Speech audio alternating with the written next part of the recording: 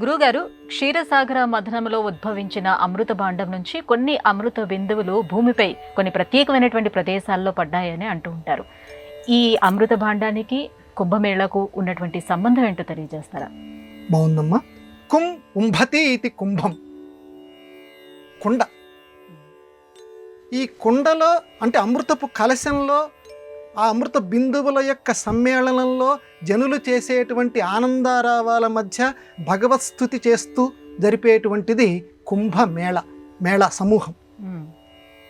అమృత బిందువులు ఏమిటి, వాటికి మధ్య ఈ కుంభమేళకి ఏమిటి, ఈ వీటికి వాటికి ఉన్నటువంటి సంబంధం ఏమిటి అని అంటే, ఇంద్రుడు ఒకానొకప్పుడు ఒక చిన్న పొరపాటు చేసి, ఆ పొరపాటు అంటే దుర్వాస మహర్షిని తెలియక కొంచెం అవమానించాడు. దుర్వాస మహర్షి వెంటనే, ఇందాక మనం చెప్పుకున్నాం గురువు అని, దేవుడు గనక కోపం వహిస్తే గురువుని శరణు వేడుకోవచ్చు అని మనం చెప్పుకున్నాం. కానీ గురువే అనుగ్రహిస్తే ఇంకెవరిని శరణు వేడాలి, చాలా భయం. అందువల్ల అంతటి గురువు కోపం తెప్పించాడు. ఆయన వెంటనే నీ సంపదలు మొత్తం పోగాక అని ఇంద్రుడిని శపించాడు. స్వర్గం అంటేనే ఐశ్వర్యమయం కదమ్మా, మొత్తం అన్ని సంపదలు పోయినాయి.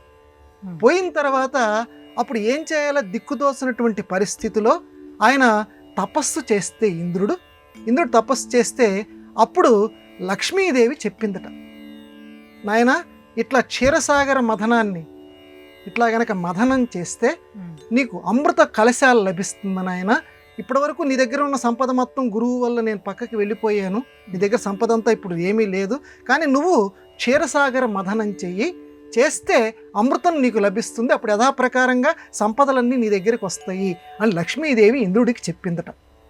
అందువల్ల ఇంద్రుడు ఈ దేవతల సహాయంతో క్షీరసాగర మథనం చేశాడు. చేసినప్పుడు ఆ అమృత బిందువులు, ఆ అమృత కలశం బయటకు వస్తుంది కదా, ఆ వస్తున్నప్పుడు ఆ అమృత బిందువులు ఇదిగో నాసిక్, ఉజ్జయిని, హరిద్వార్, ప్రయాగ, ఈ 4 చోట్ల, అంటే ఈ కుండ నిండుగా నీళ్లు ఉన్నాయి అనుకోండి, మనకు లౌకికంలో కూడా కొంచెం పక్కకి పడుతుంటాయి కదా, ఆ అమృతం కూడా బాగా నిండుగా ఉందట ఆ కలశం. ఆ నిండుగా ఉన్నటువంటి అమృత కలశంలో ఉన్నటువంటి ఆ బిందువులు మన పవిత్ర భారతదేశంలో, అందుకే మేరా భారత్ మహాన్, ప్రపంచంలో ఏ దేశంలోకి అంత గొప్పతనం లేదు, మన భారతదేశంలో ఇందాక నేను చెప్పినటువంటి ఈ 4 ప్రదేశాల్లో పడ్డాయి, ఆ అమృత బిందువులు పడ్డాయి. ఆ బిందువులు పడినందువల్ల ఈ 4 క్షేత్రాలకి, ఈ ప్రయాగకి కానివ్వండి, హరిద్వార్ కానీ, నాసికా త్రయంబకం కానివ్వండి, ఉజ్జయిని కానీ, ఈ 4టికి అంతటి ప్రాముఖ్యం వచ్చింది. మరి మనం ఇక్కడ మామూలుగా మన దక్షిణ దేశంలో మనం పుష్కరాలు అని జరుపుకుంటూ ఉంటాం 12 సంవత్సరాలకు ఒకసారి.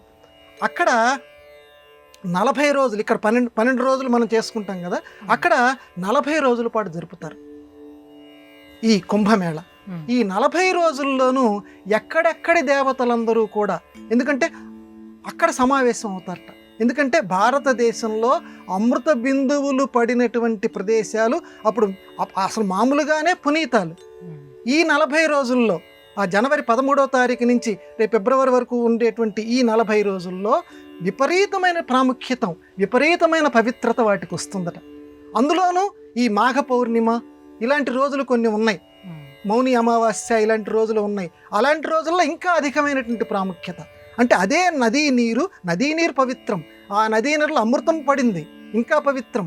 అందులోనూ ఈ గ్రహాలు దేవతలు అందరూ కూడా ఈ 40 రోజుల్లో అందరూ అక్కడ సమావేశం ఉంటారట, ఆ నదీ స్నానాలు చేస్తుంటారట. ఆ నీరు ఇంకా పునీతం అవుతుంది.